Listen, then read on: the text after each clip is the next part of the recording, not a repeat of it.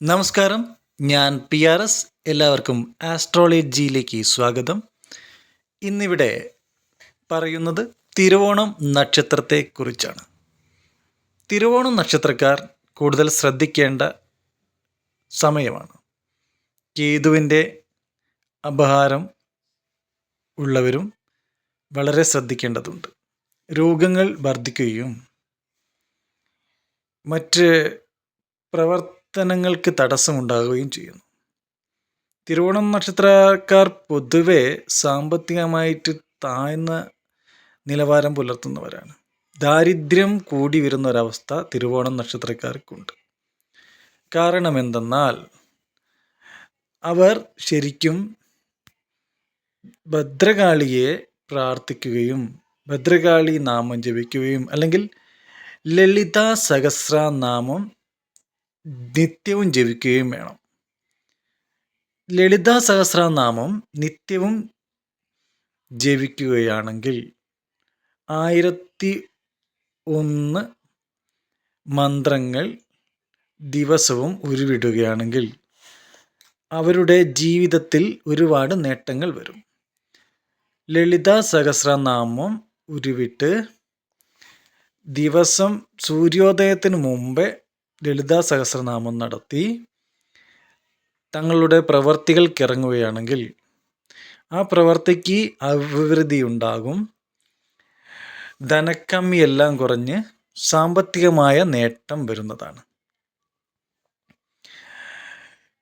വഴിപാടുകളായിട്ട് ചെയ്യേണ്ടത് ഭദ്രകാളിക്ക് കടും പായസവും, ശിവന്റെ ക്ഷേത്രത്തിൽ മാസത്തിൽ തിരുവോണം നക്ഷത്രം വരുന്നത്, അതായത് മലയാള മാസത്തിൽ തിരുവോണം നക്ഷത്രം വരുന്നത് എപ്പോഴാണോ അന്ന് ശിവക്ഷേത്രത്തിൽ കൂവളമാലയും ഭദ്രകാളിക്ക് കടും പായസവും കഴിച്ച് പ്രാർത്ഥിച്ച് വരേണ്ടതാണ്.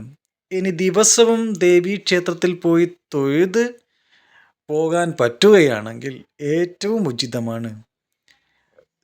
ലളിത സഹസ്രനാമം ജപിക്കുക, ദേവീക്ഷേത്രത്തിൽ ദർശനം നടത്തുക. ഈ പറഞ്ഞിട്ടുള്ള ശിവക്ഷേത്രത്തിൽ നമ്മുടെ നാള് വരുന്ന മലയാള മാസത്തിൽ ഏത് ദിവസമാണോ ആ ദിവസം കൂവളമാല കഴിക്കുക, ഭദ്രകാളിക്ക് കടും പായസവും കഴിക്കുക. ഇങ്ങനെ കഴിക്കുകയാണെങ്കിൽ ജീവിതത്തിൽ നിങ്ങൾക്ക് മാറ്റങ്ങൾ വരികയും സന്തോഷകരമായും സമൃദ്ധിയായും ജീവിക്കാൻ പറ്റും. രോഗങ്ങളിൽ നിന്ന് മുക്തിയുണ്ടാകും. ഇപ്പോൾ ക്ലേശം അനുഭവിക്കുന്ന ആളുകളുണ്ടെങ്കിൽ മൃത്യുഞ്ജയ ഹോമം നടത്തുന്നത് ഏറ്റവും നല്ലതാണ്.